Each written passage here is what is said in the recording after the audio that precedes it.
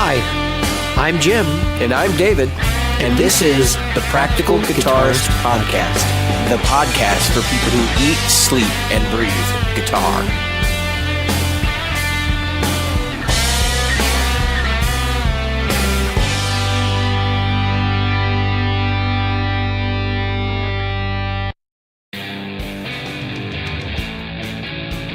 The Practical Guitarist Podcast is brought to you by Great Lakes Guitar Pickups. Great Lakes Guitar Pickups provides fantasy tones at prices a practical guitarist will love. Featuring top-notch construction, attention to detail, and a fully custom product, if you can dream it, Great Lakes Guitar Pickups can probably build it. Follow them on Facebook at facebook.com/Great Lakes Guitar Pickups. Are you a regular listener? Why not?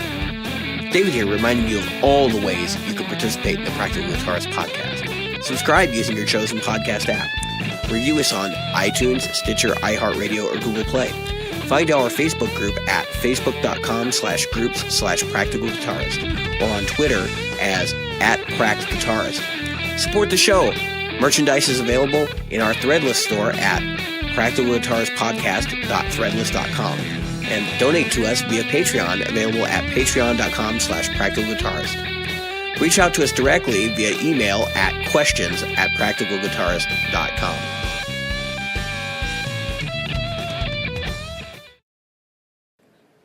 All right. I'm David. I am Jim. And I'm Steve. Yeah, we're sitting here with Steve Stine. Steve Hello. Stine. Hi. So, Jim, why don't you get started off? I mean, Sure, I was just telling a story about, when I was young, I got a chipped tooth. I think it was 14 or 15. I was in a cover thing, of course. And a cymbal came up. I was turning around, a cymbal, when it got crashed, just got hit just at the right angle. You know, and I just happened to be sitting over there smiling at the drummer. And, of course, you're a smart aleck, and I'm really short. And back then I was even shorter. I don't know if I was 5 feet tall yet. So, no, I know I you didn't wasn't. have platforms yet.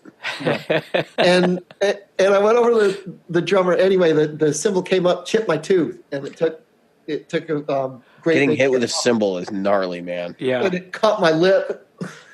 I was bleeding the whole time. I was playing once. You know how it is when you play at a place where the stage is so small that you can only fit your drummer on there. So then you're on the floor. Yep. So we got our mic stand set up, and there's all these ladies dancing, and we keep trying to, you'll be playing, and you take your foot and you kind of push them back. Yeah, so you do they're not running. Can, right? Yeah, so they're not running into your mic stand. All of a sudden, I turned, and then I woke up, and I was on the ground, and my singer is screaming at this lady. Here she was a heavier set woman, and she came at me with her bottom, and she hit my mic stand, which smashed me in the mouth. And it hit me so hard it knocked me out. Yeah. So when I woke up, I had a mouthful of blood, and he was yelling at her, and the lights were on, and they were shutting the whole thing down. And when I got home, I had to have a root canal. They had to take the tooth out, and the battles of playing on clubs. The worst I got is, I had a Fender Strat with the old bent steel saddles, and it had the screws were like sticking way out because I never ground them off. And of course, I'm playing, and I was like, didn't look down, and there's blood everywhere, and like the side of my wrist is all like, running all over. Put him on suicide watch. Yeah, it's like whoops. Yeah. So unfortunately, I got hit with a cymbal one time, but not in the face. Yeah. Back of the head. On the arm, actually. Steve Stine. So Steve Stine, you've got a thing called Guitar Zoom, which is a instruction platform, correct? That is correct, yes. Tell us a little bit about it, please. Well, Guitar Zoom is actually owned by a gentleman by the name of Dan Denley, who at that time was out of San Diego. And just long story short, he got a hold of me. It's probably been 6 years now, 7 years maybe. And at that time, I was working about 70 hours a week. I was on the road with bands on the weekends. I was teaching guitar lessons. I was a professor at the local college. I was a Montessori instructor for 14 years, if you know what Montessori education is. And I was doing all of those things at once. And so literally from 6 o'clock in the morning till 10:30 at night, I would work. And I got this phone call from this guy, Dan. He's like, yeah, I saw some of your videos. And at this point, I had posted a couple videos on YouTube and had no idea what I was doing. I don't even know why I was doing it. But I had a couple videos up, and I don't know how he found them. But he asked me if I'd be interested in making some content for him. And at that point, I was still in the stage of my life where I never said no to anybody, ever. Every band that would ask you to play, And so I said, of course. And I started making content for him, and it slowly turned into a friendship. And ultimately, about 5 years ago now, I started working solely for him, and I quit everything else. And so now I just create content for Guitar Zoom, for, social media, YouTube, all that sort of thing. And then travel and do seminars and, all that kind of stuff. And that's what I do now. So. Very cool. Yeah. Yeah. So our Facebook page, I said, hey, does anybody want to ask you any questions? And they didn't ask any questions. Just everybody said, oh, I love that guy. And, so I kind of want to get to that post real quick. I should have had it up already to read that. But the responses were like, no, that's not. Have that open. That was the bad one. That wasn't true. That was I had posted about a pedal that some folks said, okay, here it is. So Robert Jackson from Robert Jackson Guitar Dungeon. Yeah, Jackson Guitar Dungeon. He's a YouTube channel that's got Robert's Guitar Dungeon. Robert's Guitar Dungeon, yeah. About 10,000 listeners now. And he said, I love Steve Stine.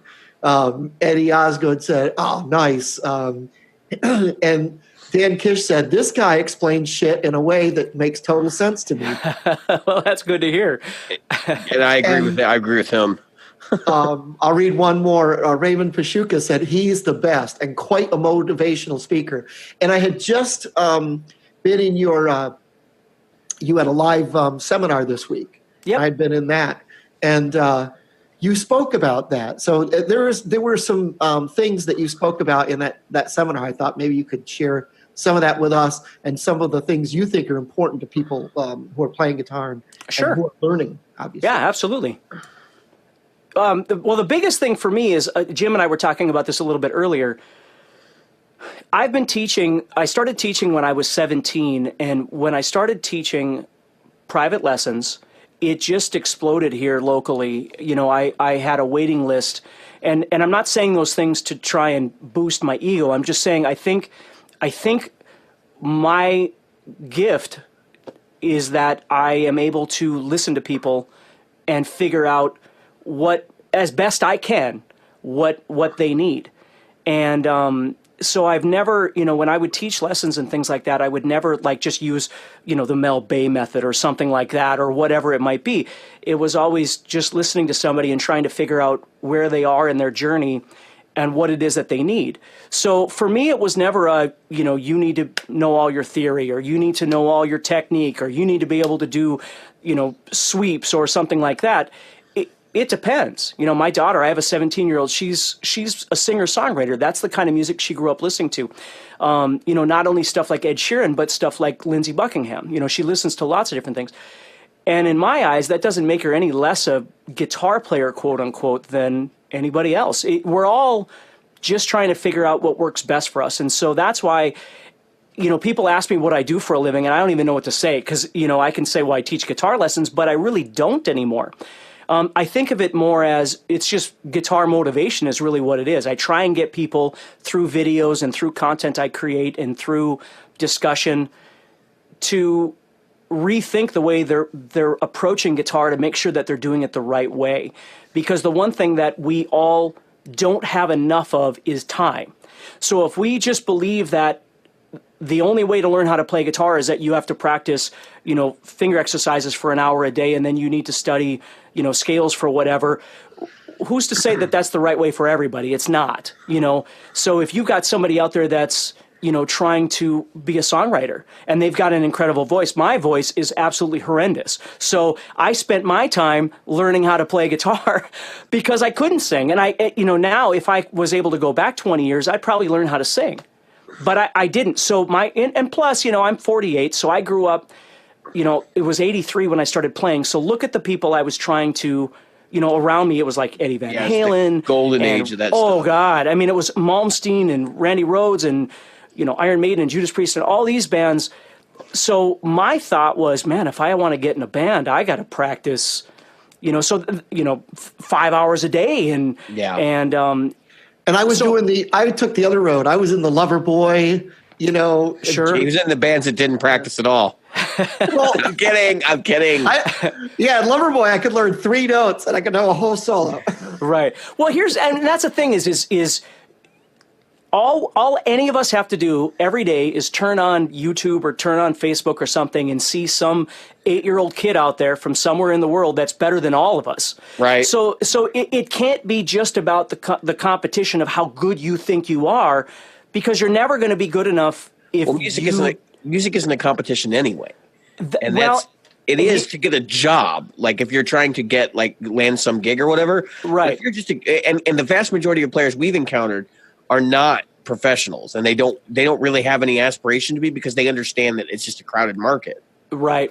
And So, you're right. And that's the thing is if you're using that competition in a positive way that makes you want to practice every day, that's fine. But if you're using it to beat yourself down every day, because we wake up every day and I think what it is we tell ourselves we need to be Stevie Ray Vaughan and Steve Vai and Yngwie Malmsteen and Joe Satriani at the same time. Those guys wake up every day and they're just them. That's all they do. Yeah. We don't spend enough time trying to find what we want. We're just trying to emulate what everybody else is, because we assume that that's what we're supposed to be doing. That's what I try and get people to understand. If that's your gig and it makes you happy, then that's great. But most of the time, it doesn't make people happy. It makes them pissed off. It makes them frustrated. Yeah. And so that's the goal is going, yeah, that's right. So let's figure out what does work for you and grow on that and make you a happier person. Maybe you could write songs. Nowadays, we can all write music in our homes. We can all release music on Spotify that nobody's going to listen to anyway, because like you said, the market's so crowded anyway. You're selling me. Do you do private lessons? I don't do private lessons, but this is why I more and more I'm doing more of these seminars where I'll go out for 2 or 3 days and meet people, and I did one last summer in Nashville.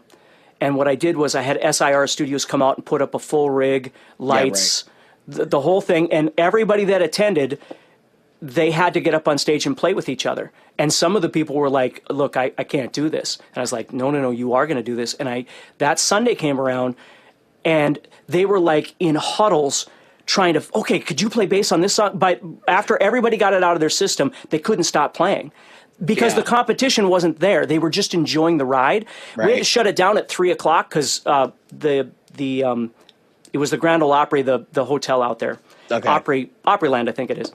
And they told us to shut down at 3. Nobody wanted to shut down because everybody was having so much fun. That's the way it's supposed to be, in my opinion. Awesome. Yeah, I definitely agree with you there. I tend to fall into the – sorry, Jim, I didn't mean to interrupt. I tend to fall into that other category of people. It's like, yeah, I can play a lot of the stuff that, like of those artists you mentioned.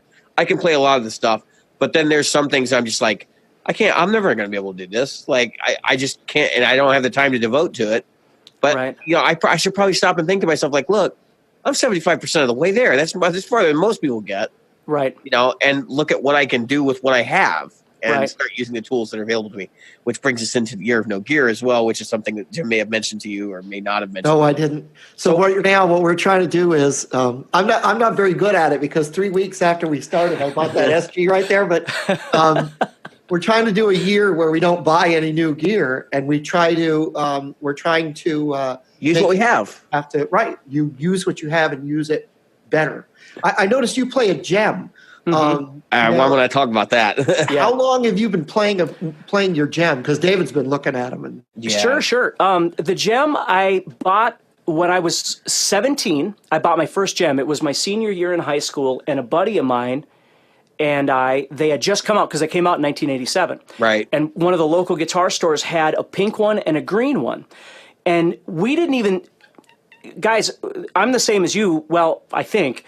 when I was growing up, first of all, I grew up in a very poor family, so we didn't have money. My parents didn't buy me a bunch of guitars and things like that. Right. I had cheap guitars, and our plan was, as pathetic as this is, we were going to buy these guitars, and then we were going to graduate from school early, which we both did, and we were going to move out to LA and try and make something happen.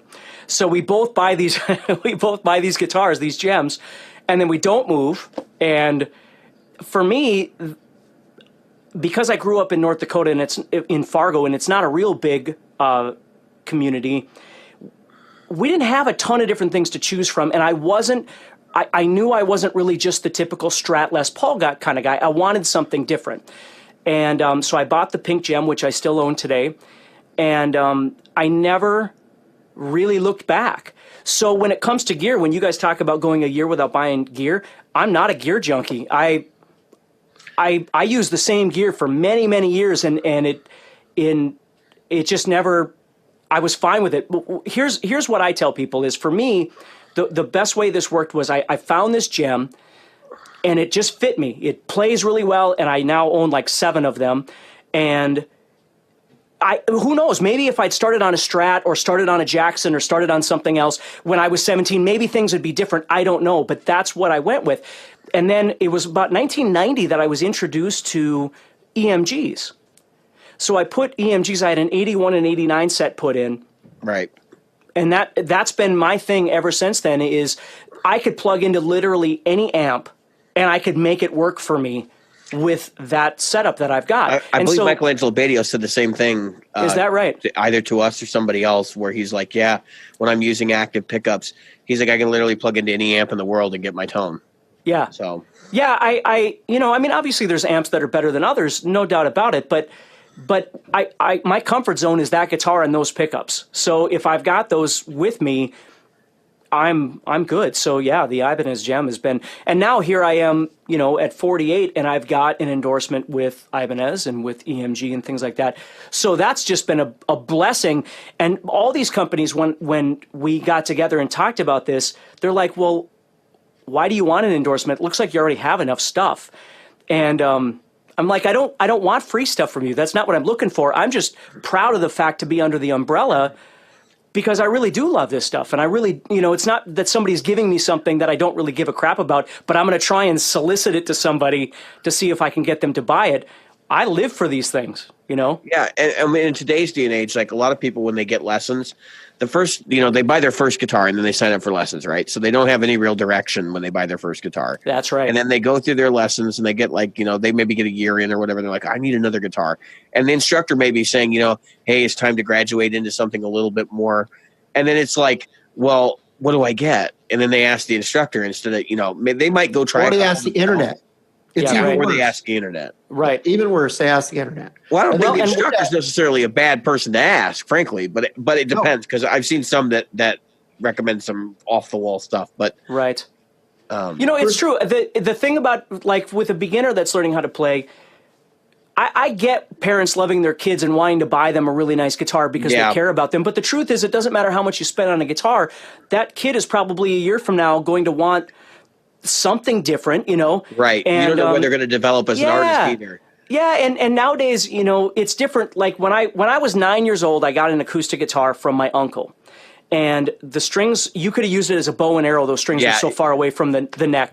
I don't even know that you can buy guitars like that anymore. I think anything coming out of a manufactured, I think they're all playable. Yeah, I mean, the only thing you're going to run into that's like toy guitars is like First Act or something. Sure, like sure. That. So, and even they had a custom shop for a while. So yeah, that's right. That's crazy. That's right. But Yeah. It's hard to look at a First Act because what was the custom shop, like in Massachusetts or something? And so the custom shop First Acts are like $2,000. yeah, And you're then like, they what? have First Acts like $6. Yeah. People are throwing them in the garbage. Yeah, and that's the thing is, who would buy a $2,000 First Act, right? I mean, if you had $2,000, James Valentine. Well, there you go. Didn't he have a signature model from them at one point? I think he did. Was it James Valentine? One of the guys in Maroon 5 had a signature model from them at one point. Yeah, but now he's moved on to somebody else. Music Man. yeah, That's right. Yeah, But, that's right. Yeah, so we try not to. So this podcast, it's kind of funny because like we end up talking about gear a lot. We really are not a gear focused podcast. No. It just ends up being that a lot of our conversations lately have been about gear. Which sucks. It does and it doesn't. Like to an extent, I guess a lot of our listeners really enjoy it. Unless you're making fun of Gibson.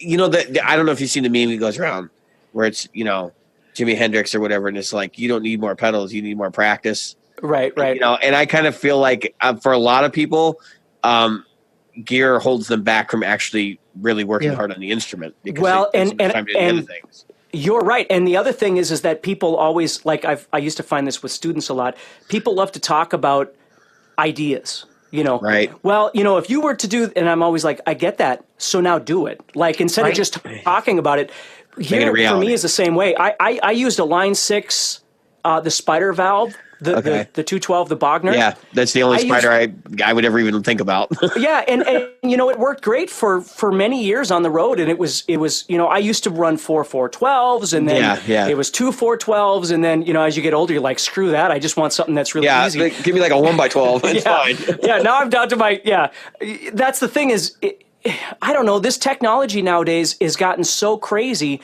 I just did a review for Positive Grid on the new release of the Bias Effects Universal app. Yeah.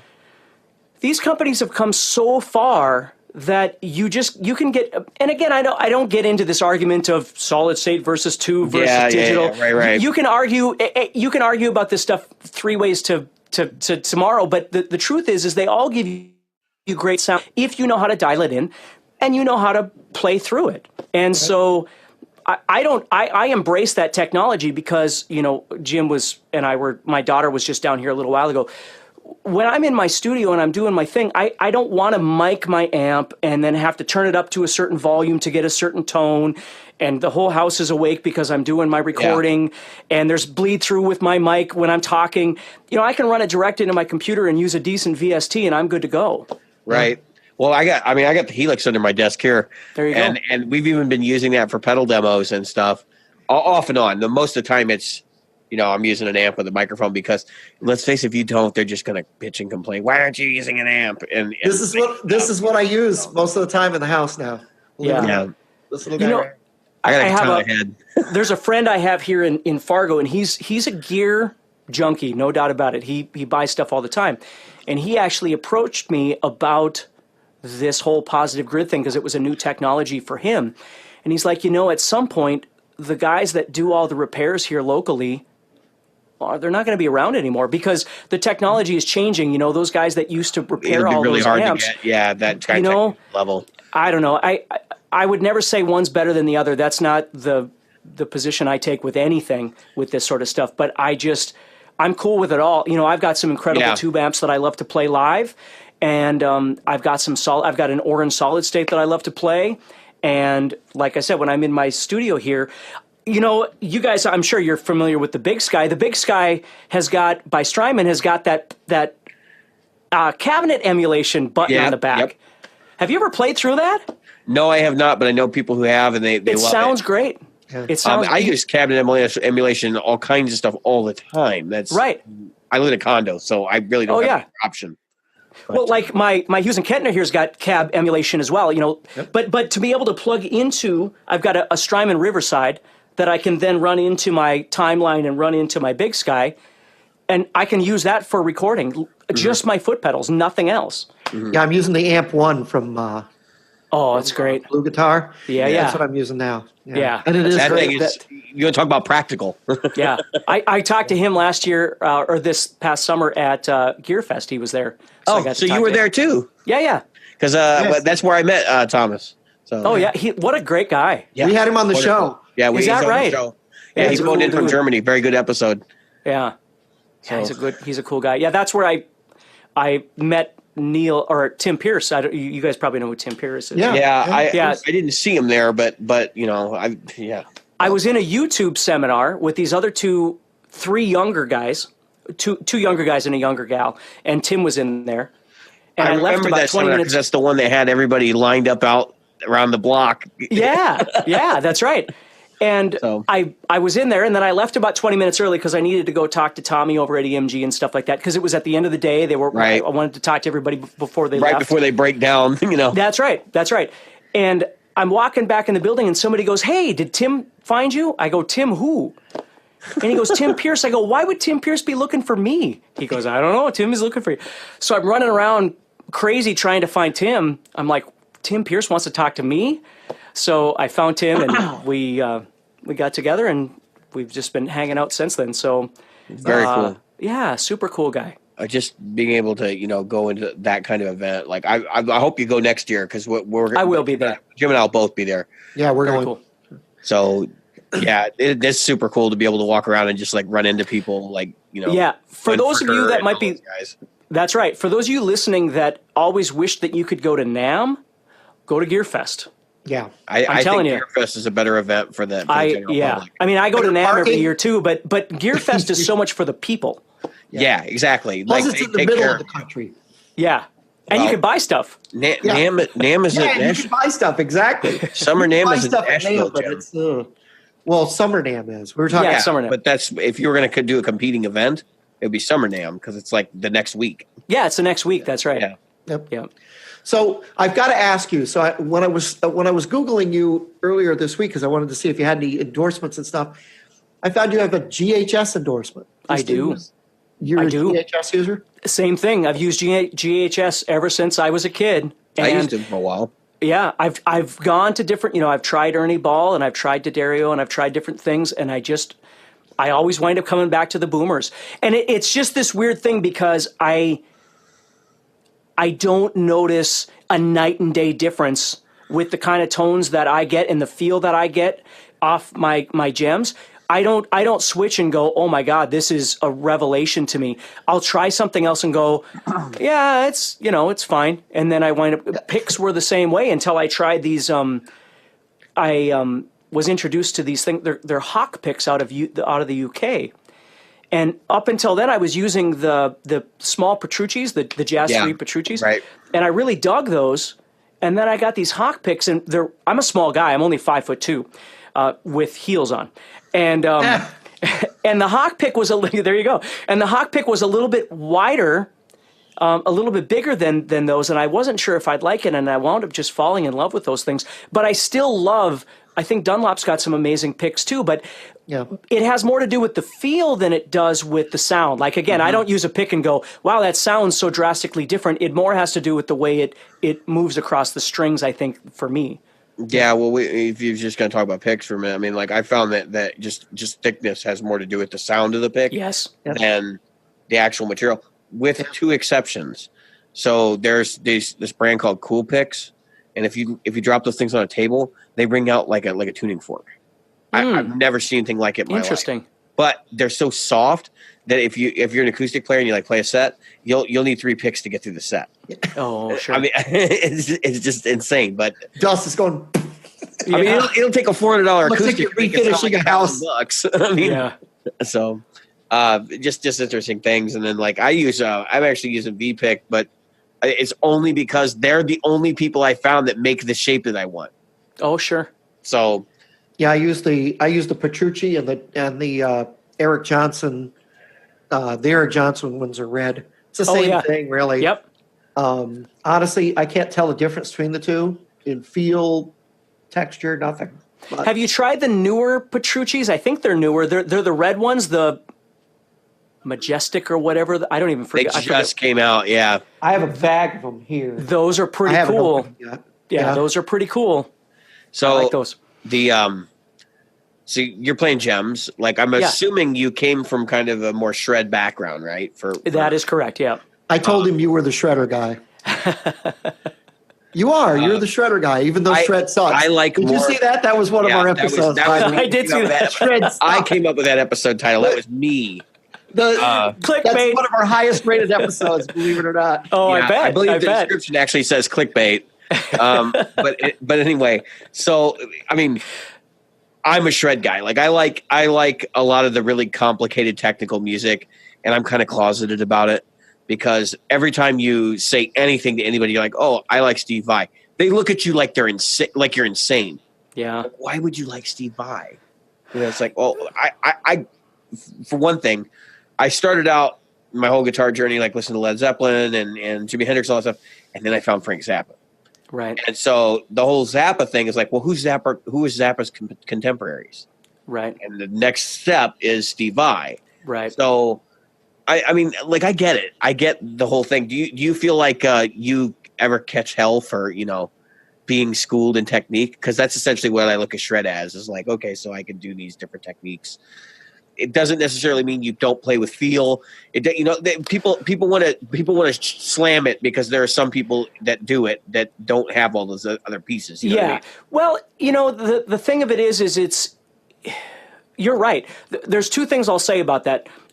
I think there's a new wave of players that even if they are technique based, they slam guys like Steve Vai because there's a new school. There's a whole new school of players like Guthrie and all these guys. Right. Yeah. So those guys are the old school. Like everybody loves to bash Metallica or bash Lars or whatever. Sure. This is the new movement of these younger guys, and I don't know, you know, that whole thing. But the second part of that is the shred or not to shred thing in general. And I think you're right. I think people tend to bash it because they can't do it. There's no doubt that it's an element that can be overused, but playing nothing but pentatonic notes can be overused. Oh yeah, like you know, if all you know is a pentatonic scale and that's all you're playing for everything, that can get overused as well. So I think that the trick for me is that playing needs to be dynamic. You know, a song should have dynamics. A solo should have dynamics. And people forget sometimes that in the real world, like whenever I teach people, I try and teach them with a real world lens. Like, what would you do if you were in a band? Or maybe someday you'll be in a band or you'll jam with somebody or whatever it might be. We don't always have the liberty of playing along with jam tracks for 7 minutes when you're on stage. You get to solo for 9 seconds. Yeah, so it has to be concise. You got to make something good for that amount of time that fits the situation that you're in. When you're jamming over things, you know, for 7 minutes, it's hard. I don't care how good. I don't care if you're Eddie Van Halen. It's hard to fill 7 minutes with creative jamming, you know, and shredding is one of those elements that helps to build, you know, tension, and it builds this energy, and then you can bring it somewhere else. And so I always think, like, you know, you have someone like Yngwie Malmsteen, for instance, who... Yeah, I saw him last night, by the way. Oh, how was he? Well, so the first 3 songs are typical, like, you could tell he wasn't warmed up. Yeah. And then it kicked into high gear, and it was just, like, mind-blowing. Yeah. From that moment on. But, yeah, so... Right. Anyway, not to interrupt. Oh, no. And that's the thing is a guy like that, he is all about full on. That's his thing it's all about. Metal. Yeah, that's right. There's nothing wrong with that. If you don't like it, then just don't listen to it. If you don't want to play like that, then don't play like that. I'm so glad to hear you say that, because like that's exactly my whole take on this. Like so I started out and it was like actively trying to, you know, place like some of the stuff that these guys were putting out. And I had enough chops that I could get probably 50% of the way there years ago. Mm-hmm. And I'm probably 75% of the way there now, and I'm actively pursuing it again. But I took like a 5 or 6 year hiatus because I was like, you know, every time I do this, somebody bitches and they're like, oh, well, you're not doing this right, or you're not doing that right. And I just didn't do it. But then at the same time, it's like, well, they don't know how to do it either. So, well, that's okay. So you've tapped onto something that kind of describes our society in general right now. Is everybody is more than willing to bash somebody else for something that they're working on, or that they believe in, or whatever it might be, versus looking at themselves and going, okay, so what is it? This goes back to what I said when we first started talking. Figure out your journey and be happy with it. Why do you care what I use? Why do you care if I use a gem? Why do you care if I use EMGs? Why do you care if I, you know, wear a tank top? None of it affects you at all if you don't. But we live in a world of a keyboard warrior where everybody can have this negative opinion. And you know, the beauty of it is what I have found. I've got the max amount of followers that you can have on Facebook, and I tapped onto this about 2 months ago, where if I get in and I see a thread and somebody on there is being that person, Yeah. I just block them. Even if they're not friends, even if I'll never know this guy, I just block everything. So all of a sudden my Facebook feed is just really good. It's really fine. I don't have time. I'm getting too damn old to be dealing with people's negativity and complaining about everything that's going on. And this goes back to what Jim said. I think it was Jim. Practice. Just go back to practicing. Like, what is it that you want? Stop worrying about what everybody else is doing and figure out what you need and just spend some time practicing. Yeah, and I think the struggle that a lot of people face in that situation is they kind of want to back off and say, what do I really need to know? And I think that journey for a lot of people is really, really difficult because they're not really sure what they want to do with guitar. And actually, I kind of fell into that in the very beginning where I was exploring flamenco and classical playing and all these different things. So I'm like, I don't know. I don't even know where I fit with all this stuff. Well, and that's the thing is this Pandora's box that is guitar playing is infinite. Yeah. There's no way that you're going to get whatever it is you're trying to get. You're never going to get on the top of the hill and go, oh, here it is, and then you die. Like, you never get there. Yeah. Because there's so many things. And that's the good and bad of YouTube, of course. The good is that you have all this free content. The bad is that if you don't have some semblance of understanding your journey, it's really confusing because there's just all this information out there. Yes. And if you don't tap into something that makes sense to you, this is why I create guitar courses. You don't have to buy it. I mean, if you're not interested, it's no big deal. But the hope is that if you do buy it, it's giving you an explanation that you can understand. A roadmap. Yeah, that goes from point A to point B. I have enough stuff out there between the Guitar Zoom YouTube channel and the Steve Stine. I probably have 1,000 videos between the two of them. Yeah. You have like 400 on the Steve Stine account, I think. Yeah, and I think I've got 500 and some or something over on the Guitar Zoom one. So, and there's new stuff all the time. And if people ask questions, I make videos on them. So it's not just about hoarding the good stuff and just making guitar courses that people have to buy. There's more than enough free stuff. I just want people to enjoy the journey. But you need a guitar course if you want more explanation and you want it's like guitar lessons. You can say, oh, you don't need guitar lessons. All you need to do is watch videos on YouTube. Maybe that works for you. That doesn't work for everybody. Yeah, exactly. Sure.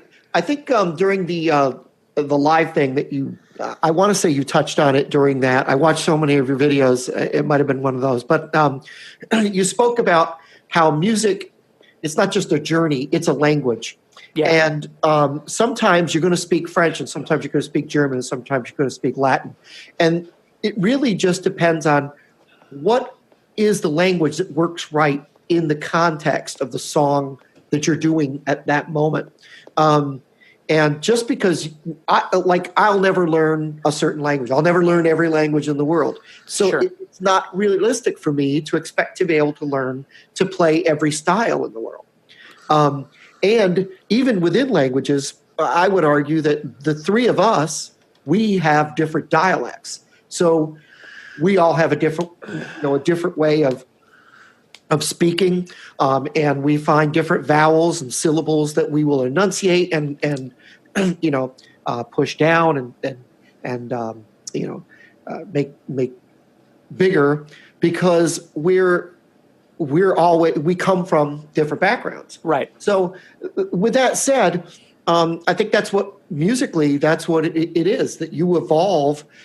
Like I was telling you before we got started, I learn songs. I try to learn a whole solo when I'm doing a cover. I'll learn a solo and then I'll break it down. But I break it down by sentence. Then when I have it, I go, okay, now how would Jim play it? Right. Because if I got lost, can you imagine giving a memorized speech in the moment every time you go to say anything, right? Right. And then you forget the words?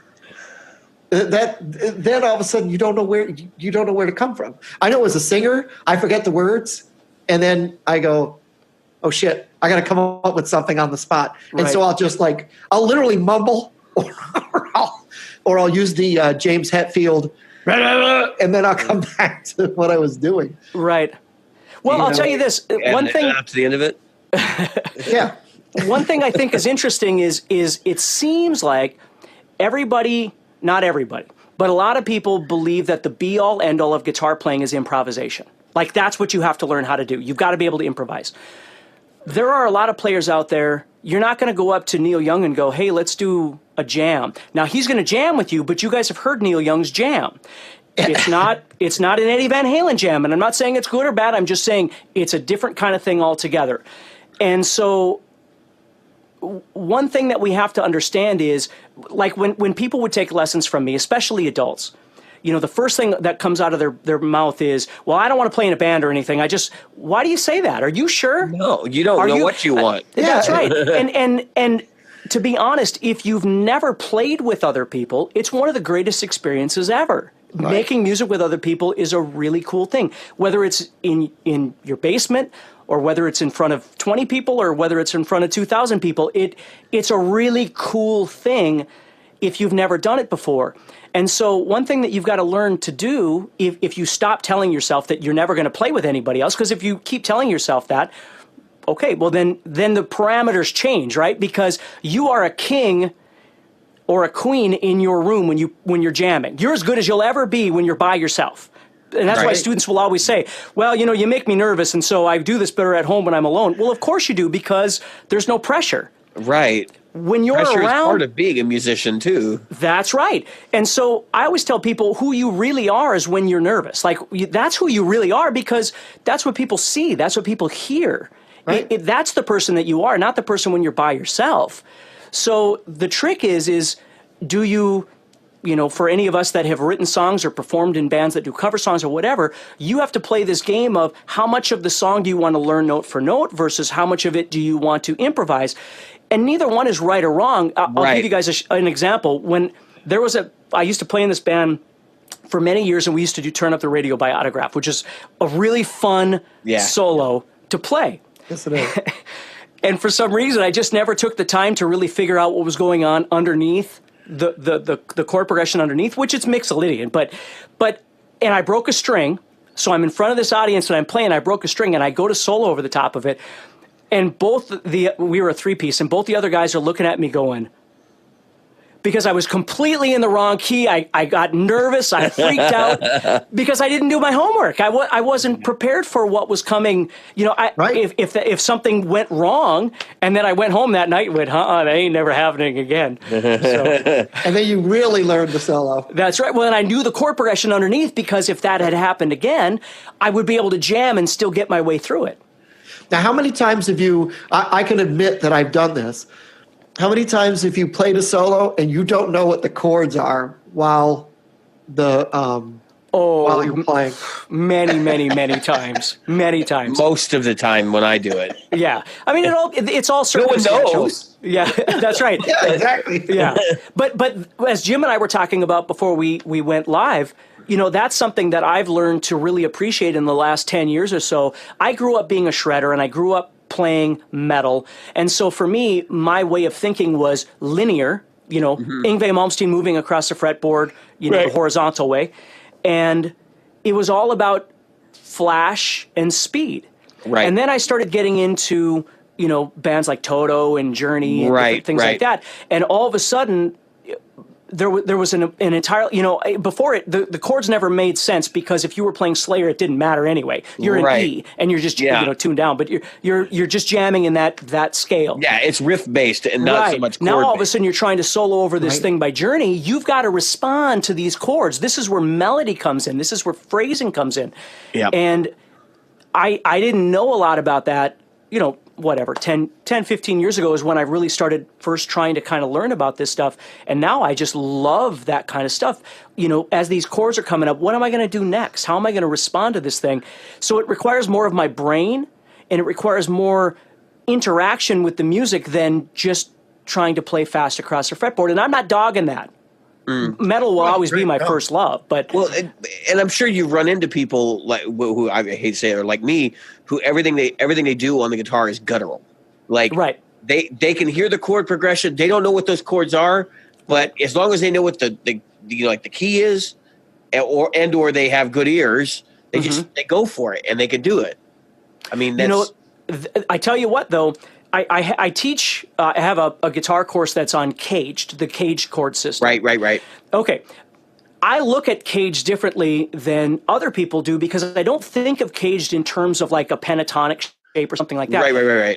I've always tried to teach caged in that what you're really trying to do is, let's say you don't know your theory and you don't know your root, third, fifth, and you don't know where they are on the fretboard, which is certainly something important to learn. But let's say, in all honesty, you don't know those things.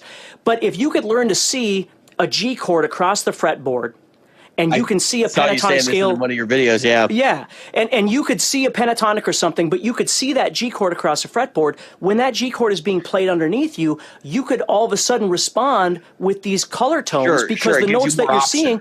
That's right. And the more you make those connections, at least it was for me, the more excited you get because your soloing sounds real. It sounds authentic. Right. You're not just pretending and hoping that everything kind of works out. Yeah. You're actually making a logical connection that is fundamentally what music is. Right. And you can hear, so if you go to any open mic night, you'll hear the guys that are just stumbling through. Yes. If you know how to hear, know what to listen for. Hopefully I'm not one of those guys that's stumbling through. I'm told I'm not. We sat in, I'll tell a story real quick, but we sat in with a piano player who used to be the band leader for Sly and the Family Stone. And he does a bunch of like gigs here in Chicago. He's a full-time musician. Like he's playing somewhere every single night and playing during the day, usually at like a hotel or something. Wow. He's a piano player or whatever. So we go in and we sit in with them, and there's a whole story behind this that I'll leave out. But he asked me and my buddy who were there, and he's like, are you guys gonna be able to cut? And I'm like, I'll be fine. Like the other guy was like, I'm not sure. He's like, I'll just lay back if anything happens. And I hadn't played any of the tunes that actually the funny part is when I start packing up, he's playing songs that I knew when I'm packing up, but nobody knew. Nobody had any clue, Right. So I got away with that when he actually asked me back. He said, he comes over and he goes, he's like, I was really shocked. I didn't think you were going to be that good. He's like, you can come back whenever you want. Sure. I'm like, all right. Well, I got a buddy from Australia. His name is Luke Gallagher. I don't know if you guys have heard of him before, but he's just an amazing country picker. He started off as a metal guy, but he found his passion in country guitar playing, and so he's spending 3 months out in Nashville right now, kind of cutting his teeth on what they do out there. And I was talking to him, and he was telling me about how they have these split gigs out there where there's a 4-hour gig in the morning and then a 4-hour gig at night. Yeah. And you show up, whoever the band is, whoever these people are, there are different people from different places that just volunteer, right. Sign up. So they all show up, and then there's a singer. And then whatever that singer chooses to do these keys of these songs in. So he goes, you show up, you don't know, there is no set list. You better know the national numbering system real quick. Well, you need to know that. And he goes, you get up and you start playing, and the place is packed, and it's a song you've never heard before. Yeah. And now you're sweating and you're trying to follow what everybody else is doing. Plus, they want you to sing harmony. So once the chorus has gone around, the next time it comes around, you're trying to sing a harmony to it, and then they yell out solo, and you're trying to solo. And then he goes, so you think you got it. So you go back to the hotel and you practice all these things, and then the next day you come back, and now you're singing with a different singer that's playing in a different key. He's like, no, we're going to move it up 2 steps. You're like, no. Yeah, so you can see how you'd get better at it, but it's just trial by fire, which I think is so exciting. I was in a band where we would hear a song on the way to a show, especially if it was a long road travel. We would hear a song on the radio, and our lead singer would go, okay, everybody shut up. So we'd listen to it, and everybody would listen to the song, and then we would try and visualize and memorize how the song goes. So then that night we would perform it. So we would practice it at sound check. Maybe we're in the right key, maybe we're not. Maybe we did all the parts. Maybe, but it was just kind of a fun thing that we would do as a band. And then that night we would play this new song. Very Jimi Hendrix doing the what was it, Sgt. Pepper's with the yeah. spur of the moment.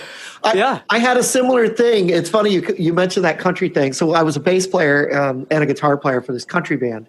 And while I was bass player, we had a similar thing happen. We were playing these festivals in upstate New York, and we would play our gig. So our band would come. It was the North 40 band, but we would have another act, and we would either open for them. You back them up? Is that what you're saying? Right, and then we would be their background because they would just be the singer. Sure. Right? Like, Yep. Kelly Pinkerton or whatever her name was, the Pickler. yeah. And these people, they would show up, and then it's like, all right, you've got to know the songs. And Yep. it was like, here's your music that you may or may not play, and then okay, I think, and then you would show up, and they would just, and if you didn't know it, they would hand you a list and go, okay, this is what we're going to do. And it was these girls and a couple guys, mostly women, that were there. And I can remember afterwards, it was just funny because afterwards we had these autograph signings, and the girls were signing autographs, and they were like, yeah, the band has to sign autographs too. And I was signing autographs, and I don't know why. I'm not on your album. Right. Never met you before in my life. Yeah. But, I was on tour with my buddy from Grim Reaper, Steve Grimmett, who's the lead singer for Grim Reaper. He was the best man at my wedding. And so they toured over here in America, and I was the guitar player for them because their normal guitar player had stuff going on in the UK. Mm-hmm. Same thing. You get done with a show, and then they're all signing autographs. You're like, I don't want to sign that. I'm not on that album. not really this dude. I'm just here enjoying the tour is all. So under that guy's name, you write down hired gun. Yeah. But all this stuff we're talking about, guys, this isn't harmonic minor. This isn't sweeps. Right. All these things are real world situations that are just as important as any theory or any technical thing that you'd practice. And that's my thing, is I try and encourage people. It might seem scary at first, but once you start doing this sort of thing, it's really exciting. It's fun to play with other people. Yeah. We talked about it, how to get good fast. We had an episode called How to Get Good at Guitar. That's another one of our popular ones. And honestly, like, that was the main point of that was like, get out of the bedroom. Mm-hmm. It doesn't matter whether you're planning to be a professional or anything like that. Get out of the bedroom. Go to jam nights. Go to open mics. Have people over at your house to play. Like, whatever you got to do, because there's no substitute for working with other musicians and like actually coming up with something, or at least like performing the works of other people. Yeah, that's right. There's a lot of mental aptitude that has to go on in order for that to happen. That's right. So unless you've exposed yourself to that, you could be the most technical guitar player in the world. If you can't swing with the guy that's sitting next to you, there's a problem. That's right. So, yeah, no, you're absolutely right. There's timing, there's groove. How to start songs, how to end songs, how to deal with the singer getting off beat, picking up on body cues, even or when the singer doesn't come in when they're supposed to. Yeah, so there's a million things.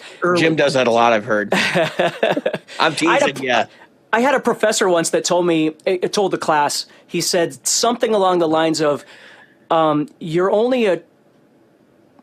you'll experience what it's like to be a true musician, not when everything's going right, but when everything's going wrong. Goes to shit, yeah. Yeah. And I always thought that was really cool because it's just so true. Like, there's so many situations like that where there's a unity that's why it's called a band, right? I mean, there's a unity thing that happens with what you're doing. And there was a time when I played in bands because we made really good money. And then there became a time when now I play what I want to play with people I want to play with. And it doesn't matter if there's a lot of people or not. We enjoy what we do. If I never have to play, this is me.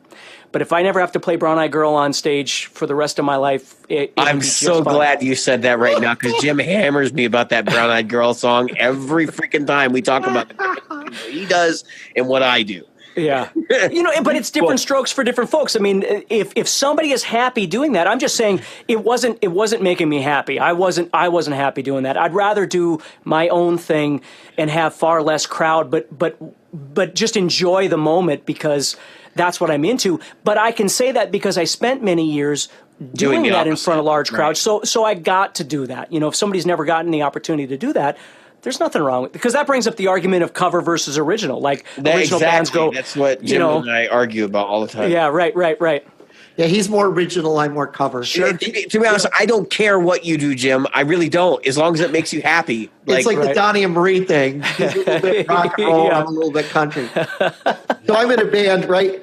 I don't know if you've ever played guitar on Boogie Oogie Oogie, but let's just say that there's not a whole lot going on there. So I have to ask you, before we let you go, because I know the hour's coming up, I don't want to take up too much of your time. In the GHS thing, it says you've co-written songs with Rick Springfield, Brian May, Julian Lennon, Benjamin Orr. That's the Cars, right? Yes. And many others. Yes. Okay. This came from, there was a guy out of Nashville, and his name was Dave, and I don't remember his last name. I lost touch with him about 4 years ago. But he was friends with all these guys. So he first contacted me, and this was a social media thing. He contacted me about this Benjamin Orr tune that his wife had, that Ben had written the bass line to and had written the vocals to and recorded them, but it didn't have any other parts on it. So he sent me the raw tracks of Ben's voice and the bass line, and it had a drum track on there. And then asked me, he would send me charts, and then he would ask me if I would play the guitar part over it. And it was very, very surreal. Now, he never released them, and I don't know whatever happened to the guy, unfortunately. The Brian May one, Brian only did the solo on it. So when I first did the guitar parts to it, this Dave guy had a singer, and I can't remember his name either. He's an actor.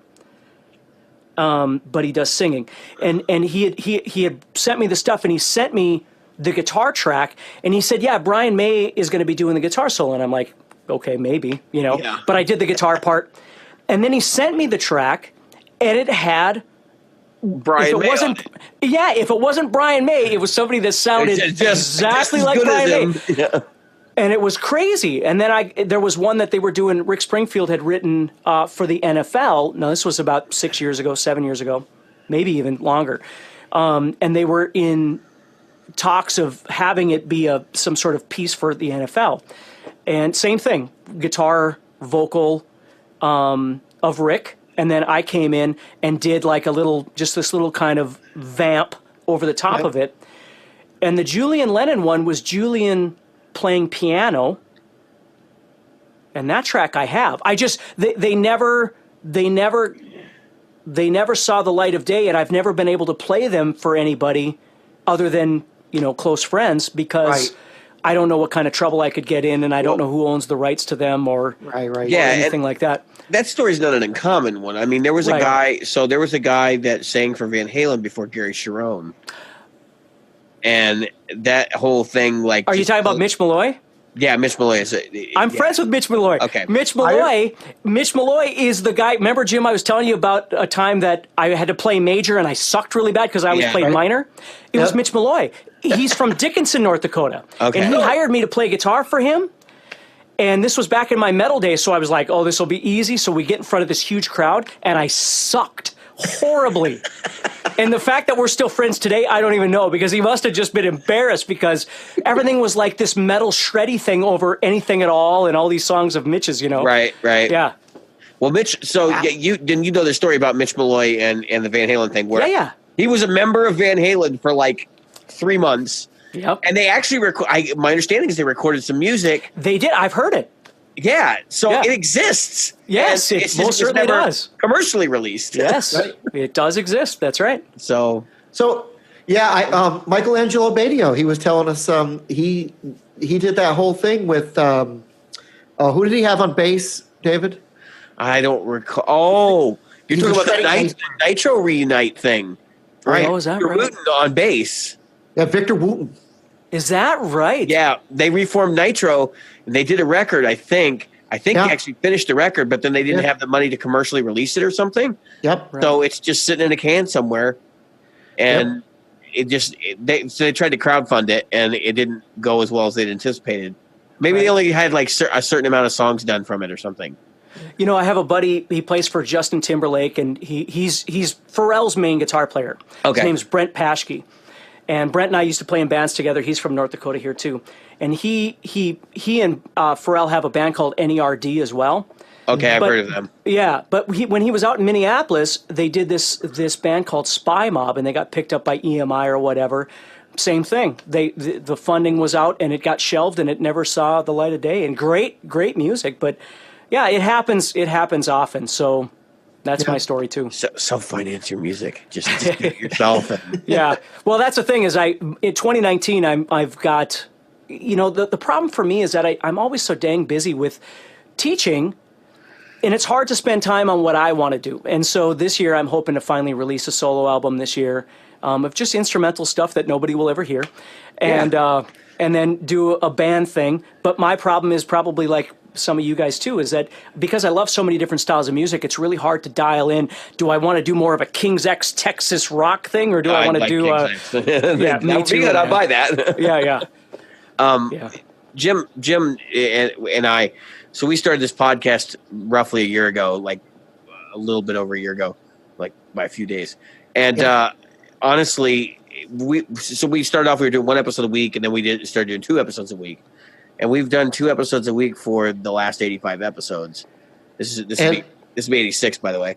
And we know the struggle of not having enough time to get our own stuff done. Yeah, people don't realize the prep that goes into creating content. I mean, that's the thing is, I mean, you try and create, 4 videos for, YouTube, and then you try and, I try and go live once a week on either Facebook or YouTube, and then I create content. We have a guitar club that I have to create content for each week, and then club stuff, and then, just social media engagement in general. There's just a million things. So you could spend 2 days on one video that you're trying, if you want to do a good job. I mean, you're probably, so like you've got it down to a science, and you've got, because you do it a lot.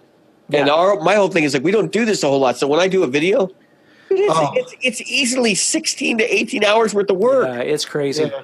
Yep. Just to put 20 minutes of video together, or 15 minutes of video together. Not even 20. Yeah. Like it's like 10 minutes of video. Yeah, that's right. It is. It's a lot of 400 work. people to watch it. Yeah.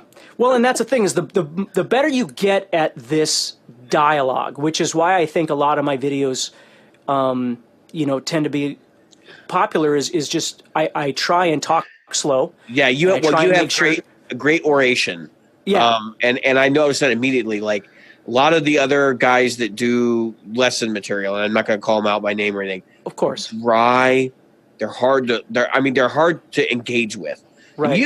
I feel like you're sitting in the room with me, talking to me directly. And that's the way it should be. And the trick is to try and talk about something that by the time they're done watching it, they can walk away going, okay, that's something that I can practice. If I'm talking over people's heads all the time, I just put together this beginner guitar course on YouTube, and it's got like 21 videos or something like that I thought I'm going to name them Part 1, Part 2, Part 3. Yeah. Because if you're a beginner, you have no idea where to begin. Right. So I thought it'd be fun just to make something where somebody out there who doesn't have the money to buy something at least could go on there and start trying to figure out how this guitar thing works, Yeah.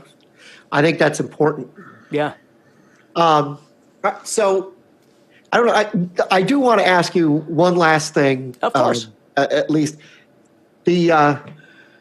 give us a story that is the funniest or most embarrassing or a road story, something some you've road done. Oh gosh, you had happen where you went. Well, there's a few I can tell you without getting in trouble. So sure. That's the way we like them. Oh gosh, but like just stage things. Like I remember, I'm a headbanger when I'm on stage. I'm right. That's what I do. So I'm standing there and I'm headbanging. And the guitar player comes over next to me. He's on this side of me, so he comes over next to me. And I swing my hair up, and my hair goes around his headstock like this. So now we're on stage, and he's trying to pull his guitar away, and my hair is stuck in his strings, right? And we're kind of scalped. Oh God! So at some point, we just had to grab it and just rip like that. So now on his headstock, it's got a bunch of my hair just hanging off there. And there was another time, kids, what I'm telling you is this: don't try and be cool on stage. This is why I try and bring smiling back to metal, because anytime you try to act cool, it backfires. So another time, we're playing on this big stage, and there's an ego, a catwalk, right? Right. So the bass player's out there, and he's wireless, and he's singing, and he's doing his thing, and I'm trying to be all cool. So I'm walking out on the catwalk behind him. And he turns because he doesn't know I'm back there, and he smacks me with the headstock of his bass. Oh. So I didn't knock out, I didn't fall, but I had this huge welt on my head for the rest of the show. I'm playing, and I got this throbbing headache. Yeah, so you got a concussion. Yeah, right. There's been all kinds of different little things like that of just falling on stage. There was one stage we were playing on this, it must have been, again, I'm only 5'2". It was probably 5-6 feet in the air. Right. So I'm trying to be cool. It's the last song of the set. So I jump off the stage into the audience and I'm playing, and it's not the last song. We still had like 3 songs left. Now I can't get back on stage. So I just have to stand down there with the audience and play the next 3 songs because I got nowhere to go. Shit, I forgot what the set was. Yep. Oh my God. Yeah, that is hilarious. All right. That is funny. Well, you know what sucks is it feels like we just got started. So I hope we can have you back sometime. Oh, absolutely. Yeah, if you want to plug a project or anything like that, feel free. Yeah, let me know when you've got time. I'd be happy to come back and hang out. Yeah, I'd love to do one where we're doing our one a week, so we can get video out there and we can all have guitars in our hands, and you can that'd be show great. us how bad we are. Oh, and, yeah, that won't happen. No, I don't know if you haven't heard me play yet. I've heard you play though, and you're not bad. So let's put that. Yeah, it's a struggle for all of us every day. You just keep trying to figure things out, man. That's what I try and get people to understand is sometimes you can just kind of get lost in a zone, and instead of feeling guilty because you didn't do your finger exercises or you didn't work on your whatever, if you're enjoying what you're doing, that's what you should be doing. If you're playing and you're not enjoying it for that day, you should be questioning what you're doing. That's right. Yeah. There are days that my technique is spot on, and I'll just go with it. But there are times that my technique is just sucking, and those are perfect days to explore creativity. To explore phrasing, things like that. I do have one weird question for you, Dan. Sure. Do you have any tips for warming up, like for people? Because I know so being the technical player I try to be. I found that putting my hands in hot water will help them loosen up. I didn't wonder if you had anything else like that. I got all kinds. As a matter of fact, I just released a video on YouTube that talks about this exact thing. All right, cool. So, but what I do, I live in North Dakota, and it gets very, very cold here. And I've got, arthritis in my hands and it's, so what I do, I have to do what's called a pre-practice before I do my regular practice. Right. I have to warm up. If I just try and grab the guitar and play, cold, for the day, it's not going to work. So what I do is exactly what you just said. The first thing I do when I wake up, I get my daughter up for school, and then I'll do stretches where I'll stretch out my hands and all that kind of stuff. I'll run them under warm water. I'll run my forearms under warm water, that sort of thing. And then what I do is I grab my guitar and I just start doing legato exercises, and I don't do them strenuously. I'm not trying to work on my chops. I'm just trying to get the lactic acid out of there. I'm trying to get blood flow. I'm just trying to get things warmed up. And that's what the video is about on YouTube, is just some things that I do to try and get the blood flow. And I'll do that for, 20 minutes, 30 minutes, something like that, just doing legato. And then my hand, because to be honest with you, every day when I grab my guitar for the first time, it feels like I can't play anymore. That's the way my hand feels. So I have to do warm-ups, and then after about 20 minutes, I'll go, oh, there they are. It's working again. And instead of getting mad about it, this is just the routine that I have to take. And it's the same routine that I'll do before a show.